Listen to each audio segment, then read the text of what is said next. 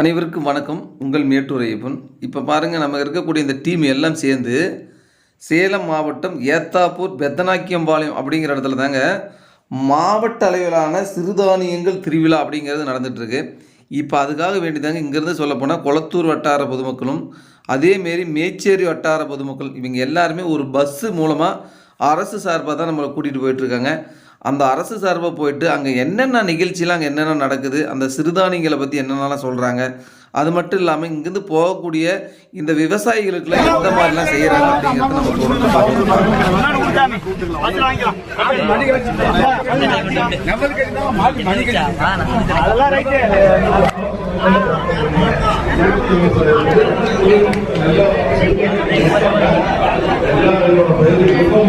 நம்ம தொடர்ந்து இலவசமாக கல்லூரி பார்க்கிறோம்.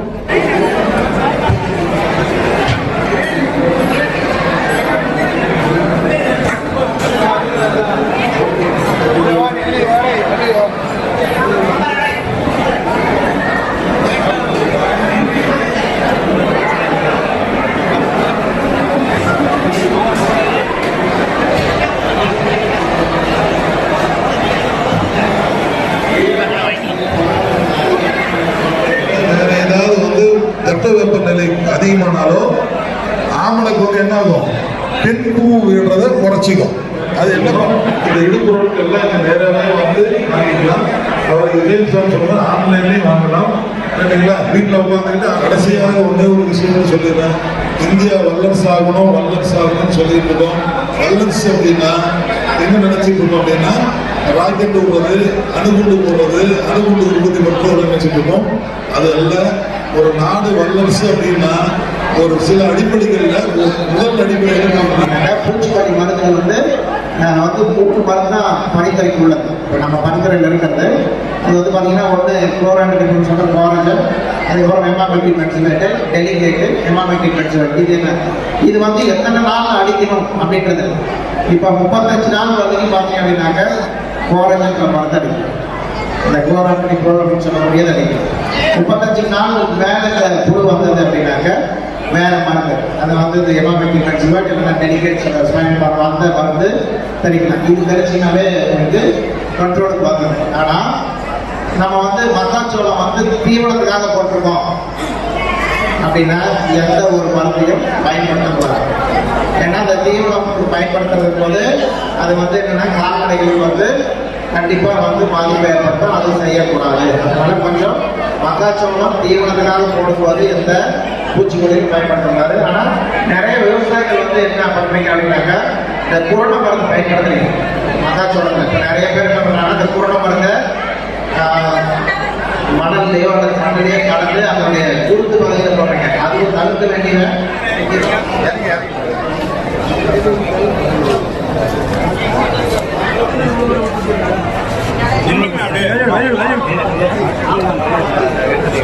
ஒரு நிமிஷம்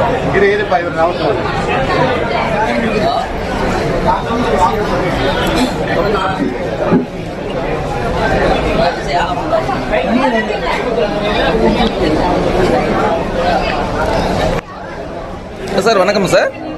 வணக்கங்க சார். உங்கள் பேர் என்னங்க சார்? என்னோட பேர் நவநீத கிருஷ்ணங்க. நான் வந்து விதைச்சார்ந்த உதவி இயக்குனராக சேலம் மாவட்டத்தில் மாவட்ட ஆட்சியரகத்தில் பணிபுரிஞ்சிருக்கேன். இன்னைக்கு வந்து நம்ம வந்து சிறுதானிய மேளா நம்ம இந்த வைத்திய கல்லூரியில் இன்னைக்கு வந்து கனெக்ட் பண்ணிட்டு இருக்காங்க. இதில் பொறுத்த வரைக்கும் நம்ம இன்னைக்கு ஸ்டால் போட்டுருக்கோம். விதைச்சார்ந்தளிப்பு மற்றும் உயிர்ம சார்ந்தளிப்பு துறை அனைத்து விவசாயிகளுக்கும் வந்து நம்ம தெரிவு செய்யறோம். இதில் வந்து பார்த்தீங்கன்னா இன்னைக்கு நம்ம விதைச்சார்ந்தளிப்பு உயிர்ம சார்ந்தளிப்பு பொறுத்த வரைக்கும் 2 வகையான சார்ந்தளிப்பு முறைகள் வந்து செஞ்சுட்டு இருக்கோம். ஒன்று வந்து பார்த்தீங்கன்னா உயிர்ம சார்ந்தளிப்பு தேசிய உயிர்ம உற்பத்தி திட்டம் அப்படின்னு ஒன்று. இன்னொன்று வந்து பார்த்தீங்கன்னா பங்களிப்பு உத்தரவாத திட்டம், பார்ட்டிசிபேட்டரி கேரண்டி சிஸ்டம். 2 வகையான சான்றளிப்பு உயிர்ப்பு சான்றிதழ் பண்ணிட்டு இருக்கோம். அதில் என்னென்னு பார்த்தீங்கன்னா அந்த மேலே இருக்கிற அந்த NPOPக்கு வந்து பார்த்தீங்கன்னா நமக்கு வந்து பணம் கட்டணும். அதாவது முதலாண்டு வந்து இலவசம், நம்ம தமிழக அரசு வந்து முதலாண்டு இலவசமாக அறிவிச்சிட்டாங்க. 2ஆம் ஆண்டு வந்து பார்த்தீங்கன்னா 2375 ரூபா வந்து பணம் கட்டுற மாதிரி கொடுக்குறாங்க. அதே மாதிரி இந்த பங்களிப்பு உத்தரவாத திட்டம் வந்து பார்த்தீங்கன்னா ஃபுல்லாக ஃப்ரீ, நமக்கு வந்து இலவசமாகவே வந்துடும். இதில் வந்து நமக்கு வந்து குழுவாக வந்து பதிவு செய்யப்படும். இதில் வந்து பார்த்தீங்கன்னா ஒரு தனிநபருக்கு வந்து பதிவு செய்யலாம். இதில் மேலே அது எக்ஸ்போர்ட்டுக்கு யூஸ் ஆகும். இதில் வந்து பார்த்தீங்கன்னா நம்ம டொமஸ்டிக் மார்க்கெட், அதாவது வந்து பார்த்தீங்கன்னா நம்ம இந்திய சந்தைகளில் நம்ம விநியோகம் செய்யணும். இதில் வந்து பார்த்தீங்கன்னா நம்ம இயற்கை வேளாண்மையோட நோக்கம் அப்படின்னு பார்த்தீங்கன்னா முக்கியமாக வந்து ஒரு நஞ்சில்லாத உணவை வந்து நம்ம மக்களுக்கு வந்து கொடுக்கணும். ஏன்னா இன்றைக்கி வந்து பார்த்தீங்கன்னா நிறைய நோய்கள் வந்து பார்த்தீங்கன்னா எல்லாருக்கும் கேன்சர் நிறையா, இப்போ முன்னெல்லாம் கேன்சருங்கிறது எங்கேயாவது ஒன்று இருக்கும். இன்றைக்கி வந்து பல வகையான வியாதிகள் வந்துருக்கு. அதுக்கு எல்லாம் காரணம் என்னன்னு பார்த்தீங்கன்னா நம்ம இந்த பூச்சிக்கொல்லிகளோட நச்சு அதிகமாக வந்து நம்ம உணவில் கலந்துருச்சு. அதை வந்து நம்ம மக்கள் சாப்பிட வந்து பார்த்தீங்கன்னா இன்றைக்கி அடுத்து வரப்போகக்கூடிய தலைமுறைகள்லாம் இன்னும் மோசமாக இருக்குது. அதனால் வந்து நம்ம எல்லாரும் வந்து பார்த்தீங்கன்னா இயற்கை முறையில் விளைஞ்ச உணவுகளை நம்ம தேடி வாங்கி சாப்பிடணும். அப்படிங்கிறதுக்காக தான் இந்த துறை மூலமாக நம்ம வந்து சான்றிதழ் வழங்கப்படுவோம். இந்த இதில் வந்து பார்த்தீங்கன்னா நமக்கு என்னென்ன நடைமுறைன்னு பார்த்தீங்கன்னா ஃபஸ்ட்டு வந்து பதிவு பண்ணுவாங்க. அதுக்கப்புறம் வந்து பார்த்தீங்கன்னா உங்களுடைய வயலை வந்து வயலாய்வு வந்து ஒரு உயிர்ம சான்ற ஆய்வாளர் வந்து ஆய்வு பண்ணுவார்.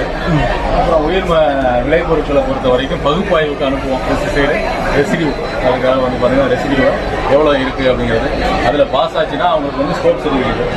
இதுதான் வந்து நம்ம அந்த விவசாயிக்கு கொடுக்கக்கூடிய அந்த ஸ்கோப் சர்டிஃபிகேட்னு சொல்லக்கூடிய இந்த சர்டிஃபிகேட்டை நம்ம வந்து கொடுக்கலாம். சரிங்க சார். சரிங்களா? இந்த சர்டிஃபிகேட்டை நமக்கு வந்து அந்த விவசாயி கொடுத்துருவோம். அதாவது வந்து பார்த்தீங்கன்னா 3 ஆண்டுகள் ஆகணும். ஒரு வயல் பதிவு செஞ்சதுலேருந்து 3 ஆண்டுகள் கழிச்சு தான் நமக்கு வந்து இது வந்து ஒரு இயற்கை வயலாக மாறும். இல்லைன்னா வந்து நமக்கு வந்து மாறுறதுக்கு வந்து நமக்கு வந்து டைம் எடுக்கும். அதனால் வந்து ஒரு 3 ஆண்டுகள் வந்து கொடுக்கும். இதுக்கு வந்து அந்த சான்று இதுக்கு என்னென்ன ஆவணங்கள் தேவை அப்படின்னு பார்த்தீங்கன்னா நமக்கு அந்த விண்ணப்ப படிவம், அப்புறம் அந்த வருடாந்திர பயிர் திட்டம், உங்கள் பயிர் ஆனுவல் கிராப் என்னென்ன பண்ண போகிறோம் அப்படிங்கிறது, அப்புறம் உங்களோட மண் பரிசோதனை, நீர் பரிசோதனை, அப்புறம் பண்ணையோட பொது வரைபடம், உங்களுடைய சிட்டா, உங்களுடைய ஆதார் கார்டு, பேன் கார்டு, அப்புறம் புகைப்படம் 2, இது எல்லாம் அந்த ஆவணங்களுக்கு தான் நமக்கு வந்து. இது போக நமக்கு வந்து பார்த்தீங்கன்னா சான்றிதழ் கட்டணம் நான் ஏற்கனவே சொன்னேன் இல்லைங்களா, NPOPக்கு நமக்கு வந்து பார்த்தீங்கன்னா 2700 ரூபா பணம் கட்டுற மாதிரி இருக்கும். இதே வந்து இது வந்து சிறு விவசாயியாக இருந்தால், பெரிய விவசாயியாக இருந்தால் 3200 ரூபா கட்டணும். இதில் வந்து குழுவாக நீங்கள் பதிவு செஞ்சுருக்கீங்க அப்படின்னாக்க 7200 ரூபா. நீங்கள் வந்து பார்த்தீங்கன்னா ஒரு 50லேருந்து 500 விவசாயி வரைக்கும் நம்ம குழுவாக வந்து பதிவு பண்ணலாம்.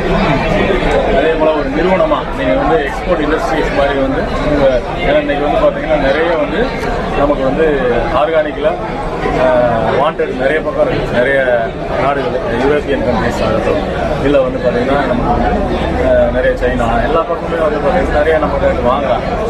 ஏன்னா அந்தளவுக்கு வந்து குவாலிட்டி இருந்தால் மட்டும்தான் போகும். இது வந்து NPOP அப்படின்னு சொல்லக்கூடிய நம்ம தேசிய உயர்ந்த திட்டம்னு சொல்லுவாங்க. அதில் வந்து பண்ணியிருக்கோம். இதுதான் வந்து பார்த்திங்கன்னா நம்ம இந்த அதாவது உயிர்ம சான்று பணிகள் நம்ம துறை மூலமாக செய்யக்கூடிய பணிகள் வந்து நம்ம செஞ்சுக்கிட்டு இருக்கோம். இது போக வந்து பார்த்தீங்கன்னா இதுதான் வந்து அந்த விவசாயிகள் தோட்டத்தில் வந்து பார்த்தீங்கன்னா இதெல்லாம் வந்து நம்ம சத்துள்ளது. அதாவது நம்ம வந்து இன்றைக்கி வந்து நிறையா வந்து சுகர், ப்ரெஷர் அதெல்லாம் அதிகமானது காரணம் கண்டினியூஸாக நம்ம நிறைய கார்போஹைட்ரேட், அதாவது நம்ம வந்து பார்த்திங்கன்னா அரிசி வகைகள் அதிகமாக எடுத்துக்கிறோம். 3 வேளையும் சூடு சாப்பிட்றோம் இல்லைங்களா, அதெல்லாம் நம்ம இதே வந்து முன்னோர்கள் பார்த்தீங்கன்னா நல்லா ஸ்ட்ராங்காக இருந்திருப்பாங்க. நல்லா வந்து பார்த்தீங்கன்னா கிட்டத்தட்ட 100 வயசு வரைக்கும் ஸ்ட்ராங்காக இருந்திருப்பாங்க. என்ன காரணம்னு பார்த்தீங்கன்னா நிறையா வந்து சிறுதானிய உணவுகள், உங்களுக்கு வந்து கால்சியம் ஆகட்டும், இரும்பு சத்து ஆகட்டும், ஜிங்க் ஆகட்டும், அனைத்து வகையான அந்த முன்னூட்ட சத்துக்கள் சொல்கிறோம் இல்லைங்களா, அந்த சத்துக்கள் எல்லாமே இதில் இருக்குது. அதனால் வந்து நமக்கு வந்து இந்த சிறுதானியங்கள் வந்து ரொம்ப முக்கியத்துவம் வாய்ந்தது. ஏன்னா முதல்ல சாமை சொன்னாங்க, அடுத்தது பனிவரகு, திணை, இது வந்து செஞ்சோளம், நம்ம சோளம் வந்து பார்த்தீங்கன்னா நம்ம அதே போல் இது வந்து பூங்கார்னு சொல்லக்கூடிய ஒரு நம்ம மரபு வகை நெல், அதன் மூலமாக உற்பத்தி செய்யப்படுது. இது நாட்டு கொள்ளுங்க, இது வந்து கருங்குருவை அப்படின்னு சொல்லக்கூடிய ஒரு இதெல்லாம் வந்து பார்த்தீங்கன்னா நல்லா வந்து பார்த்தீங்கன்னா நமக்கு வந்து உடல் பலம் வந்து அதிகமாகும் நல்லா சாப்பிடும்போது. இந்த காட்டு யானம்னு சொல்லுவோம். இந்த காட்டு யானம் பொறுத்த வரைக்கும் வந்து பார்த்தீங்கன்னா யானை பலம் இதெல்லாம் வந்து நெல் ரகங்கள். இது எல்லாமே வந்து நம்ம முன்னோர்கள் வந்து பயன்படுத்தின ஒரு ரகங்கள். ராஜாக்கள்லாம் வந்து அப்போ சாப்பிட்டது இந்த மாதிரி வகையான நெல்லை தான் வந்து சாப்பிட்டுருக்காங்க. நம்ம சாதாரண நெல்லாம் அவங்க சாப்பிட மாட்டாங்க, சாதாரண அரிசிகள்லாம் சாப்பிடுறாங்க. அதே போல் தூய மல்லின்னு சொல்லக்கூடிய இந்த ரகம், இது வந்து பார்த்தீங்கன்னா நமக்கு வந்து இது சாமை, இது திணை சாமை, அப்புறம் வந்து இது வந்து பச்சை பயிறு, அப்புறம் இயற்கை வகையில் விளைவிக்கப்பட்ட நிலக்கடலையில் எண்ணெய், இது வந்து பார்த்தீங்கன்னா நல்லெண்ணெய், எள்ளு, தேங்காய் எண்ணெய், இது எல்லாமே வந்து இயற்கை வகையில் நமக்கு வந்து ஒரு விவசாயிகிட்ட வந்து நம்ம வந்து 2 வகையான பணிகள் நம்ம துறை மூலமாக செயல்படுத்தி. சொல்லுங்க சார். ஒன்று வந்து உயிர்மை சான்று, அதாவது இயற்கை விவசாயத்தை பார்த்தீங்கன்னா அந்த பணிகள். இன்னொன்று வந்து பார்த்தீங்கன்னா விதைச்சான்று பணிகள். விதைச்சான்று பணிகள் தான் வந்து பார்த்தீங்கன்னா ஒரு முக்கியமான, இன்னைக்கு வந்து விவசாயிக்கு ஒரு முக்கியமான இடுபொருள், முதன்மை இடுபொருள் அப்படின்னு எடுத்துக்கிட்டீங்க அப்படின்னா விதை தான். விதை சரியா இருந்தால் மட்டும்தான் ஒரு விவசாயிக்கு போடக்கூடிய எந்த வகையான இடுபொருள் செலவானாலும் சரி, உரமானாலும் சரி, பூச்சி மருந்தானாலும் சரி, அதுக்கு வந்து பயன்படும். இல்லைன்னா வந்து எதுவுமே விதை ஒழுங்கா சரியில்லைன்னா எப்படி ஆகும்? விதை முளைச்சாதான் நமக்கு வந்து விவசாயிகள் ஆகும். அதனால வந்து நம்ம நல்ல விதையை தேர்வு பண்ணணுங்கிறதுக்காக நம்ம வந்து சான்று பெற்ற விதைகளை வந்து உருவாக்கணும் அப்படிங்கிறது தான் இந்த நடைமுறைகள்லாம் வந்து நம்ம 1976 விதை சட்டம் அப்படின்னு சொல்லிட்டு தமிழக அரசு இதில் நம்ம இதில் வந்து பார்த்தீங்கன்னா இந்திய அரசாங்கத்தின் மூலமாகவே மொத்தமாக வந்து ஒரு திட்டம் வந்து வகுத்து செயல்படுத்திக்கிட்டு இருக்காங்க. அதன் அடிப்படையில் தான் வந்து பார்த்தீங்கன்னா இன்றைக்கி வந்து விதைப்பண்ணை பதிவு ஃபஸ்ட்டு முதல் வந்து பதிவு பண்ணுவாங்க. அதுக்கப்புறம் வயலாய்வு பதிவு. ஒரு விவசாயி வந்து என் காட்டில் வந்து விதை போடுறேன் அப்படின்னு சொல்லிட்டு போட்டுட்டு ஆதார விதையை வாங்கி போடுவார். அந்த விதையை வந்து ஒரு விதை பறிக்கை மூலமாக பதிவு பண்ணி நம்ம கொடுத்துருவாரு. நம்ம என்ன பண்ணுவோம்னா போய் அந்த வயலில் ஆய்வு பண்ணுவோம். முதல் வயலாய்வு, 2ஆம் வயலாய்வு நமக்கு வந்து பார்த்தீங்கன்னா பண்ணிட்டு இந்த வயலாய்வில் உங்களுக்கு வந்து கலப்பு இருந்ததுன்னா கலப்பு எடுத்துருவாங்க. அது மாதிரி வந்து அதுக்கப்புறம் வந்து பார்த்தீங்கன்னா அதை புயல் ஆய்வுன்னு சொல்லுவோம். புயல் ஆய்வு அதுக்கப்புறம் சுத்தி பண்ணி செஞ்சு அந்த விதையை கல் மண்ணு தூசியெல்லாம் நீக்கிட்டு சுத்தமான விதையாகி அது வந்து லேபுக்கு வந்து நம்ம வந்து அந்த சாம்பிள் எடுத்து அனுப்பிச்சுடுவோம். அங்கே வந்து முளைப்பு திறன் வந்து இது மாதிரி இங்கே போட்டிருக்காங்க இல்லைங்களா, இந்த மாதிரி டெஸ்ட் பண்ணுவாங்க. அந்த டெஸ்ட்டில் நமக்கு வந்து பார்த்தீங்கன்னா அதை வந்து கரெக்டாக தரமான விதையா, நமக்கு தேவையான முளைப்பு திறன் வந்து அந்த விதையில இருக்கா அப்படிங்கிறத பார்த்துக்கணும். முளைப்பு திறன் சரியாக இருந்தது மட்டுமே அதை வந்து அவங்க தேர்ச்சி பெற்ற விதையாக வந்து அறிவித்து ஒரு ரிசல்ட் கொடுப்பாங்க. அதுக்கப்புறம் அந்த விவசாயிக்கு உரிய பணம் வந்து பார்த்தீங்கன்னா நம்ம அரசு மானியத்தோட நம்ம கூடுதல் விலைக்கு வந்து நம்ம அந்தந்த வட்டாரத்தில் இருக்கக்கூடிய வேளாண்மை உதவி இயக்குநர்கள் மூலமாக பணம் வழங்கப்படும்.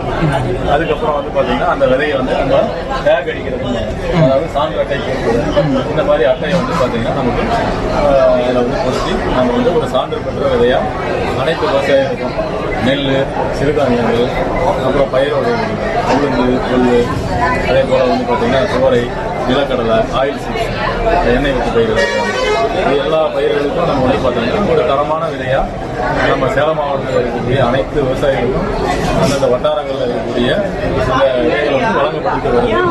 சரிங்களா? இந்த மாதிரி வந்து இந்த பணிகள்லாம் நமக்கு வந்து அதிக அளவில் நமக்கு வந்து இன்னைக்கு வந்து செயல்படுத்திட்டு 2 வகையான முக்கியமான பணி. ஒன்று வந்து பார்த்தீங்கன்னா உயிர்மை சான்று பணி, இன்னொன்று வந்து நம்ம இந்த விதை சான்று பணி அப்படிங்கிற ஒரு மகத்தான பணிகளை நம்ம விதைகளை பற்றி என்னென்ன சொல்லுங்க சார், என்னென்ன விதைகள்லாம் இதில் வச்சிருக்கீங்க? இதை பொறுத்த வரைக்கும் நம்ம வந்து பார்த்தீங்கன்னா திணைன்னு சொல்லக்கூடிய ஒரு இதில் ATL 1 அப்படிங்கிற ரகம். இந்த ரகம் பொறுத்த வரைக்கும் நமக்கு ஜூன் ஜூலையில் நமக்கு வந்து பயிரிடலாம். இதோட வயது அப்படின்னு பார்த்தீங்கன்னா 80லேருந்து 85 நாள்.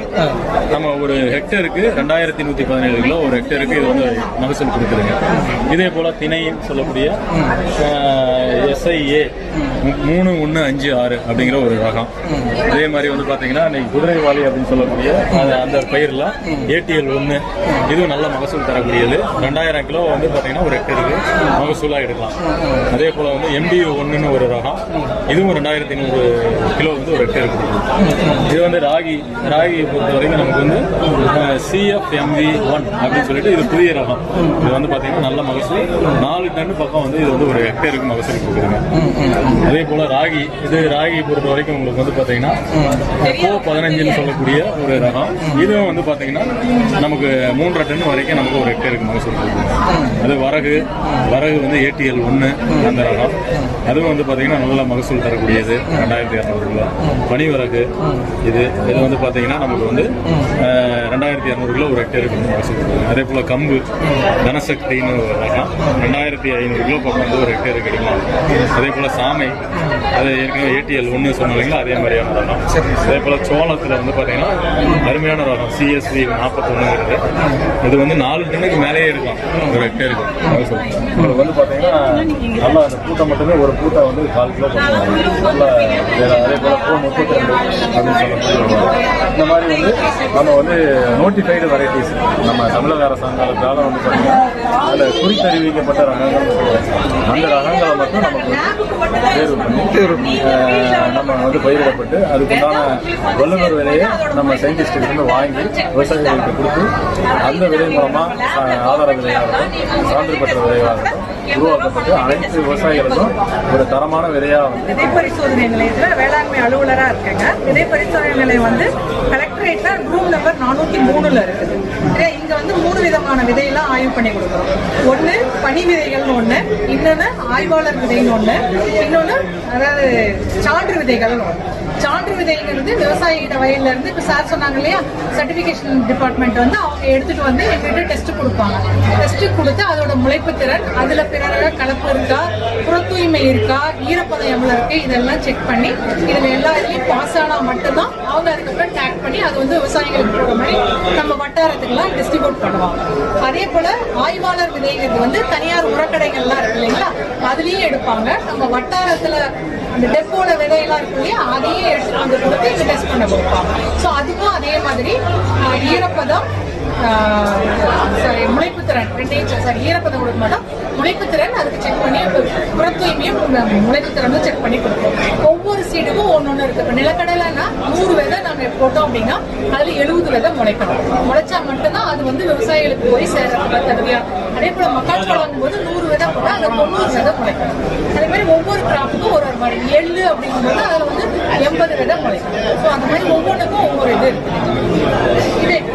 இதுல நாங்க வந்து எங்க லேப்ல நாங்க வந்து ஆய்வு செய்யறதுக்காக பயன்படுத்தக்கூடிய முறைகள். இப்ப இதே கொஞ்சம் பெரிய தடிமனான சீடு நிலக்கடலை மக்காச்சோளம்லாம் இருந்தா சுருள் தாள் முறையில நாங்க விதைப்பு செய்வோம். இதே வந்து நம்ம சிறுதானியங்கள்லாம் இருக்குங்க இல்லையா, அதெல்லாம் வந்து இந்த மாதிரி பிளீட்டட் சொல்லுவோம், மடிப்பு தாள்னு சொல்லுவோம், இதுல செய்வோம். இதே வந்து கத்தரி, வெண்ணெய், தக்காளி, ராகி இதெல்லாம் வந்து இந்த மாதிரி தாழ்மேல் விதைப்பு, இது டாப் ஆஃப் த பேப்பர்னு சொல்லுவோம். அதாவது நம்ம மாவட்டத்துக்கு 25 டிகிரி சில 95 டிகிரி ரிலேட்டிவ் ஹியூமிடிட்டியில நமக்கு என்ன இது செட் ஆகுதோ அதை பண்ணலாம். இப்போ சப்போஸ் கிரவுண்ட் நெட்லாம் வந்து அந்த ரோல் டவல்ல சரியா வரலைன்னா மணல்ல விதைப்பு செய்வோம். மணல்ல அது விதைச்சதுனால அது ஃபீல்டு இதுக்கு செட் ஆகும். அதில் அந்த தரமா நம்ம எடுத்து வச்சு தரமானது தான் வந்து இடம். அது எங்களோட கொடுக்குற ரிசல்ட்டை பேஸ் பண்ணி இதுல என்ன முளைப்பு திறன் வருது அப்படின்றத பேஸ் பண்ணி தான் வந்து விவசாயிகளுக்கு அது வந்து பாஸா ஃபெயில் ஆச்சுன்னா அது அவங்க போய் சேராது, விவசாயிகளுக்கு டிஸ்ட்ரிபியூட் பண்ண கொடுக்க மாட்டாங்க. சரிங்க மேடம், இப்போ என்னென்ன இதுல வந்து பாத்தீங்கன்னா அந்த முளைப்பு திறன் வந்து முளைக்க வச்சிருக்கீங்க, இதுல என்னென்னலாம் இதுல இருக்கு? மெயினா சிறுதானியம் தான். அந்த சிறுதானிய வகைகள் என்னென்ன பேர் இருக்கு பாருங்க. இதுல சாமை இருக்குது, கம்பு இருக்குது, சோளம் இருக்குது, திணை, வரகு, குதிரைவாளி எல்லா சிறுதானியமுமே இருக்குது. இதுல போட்டு வச்சிருக்கீங்க.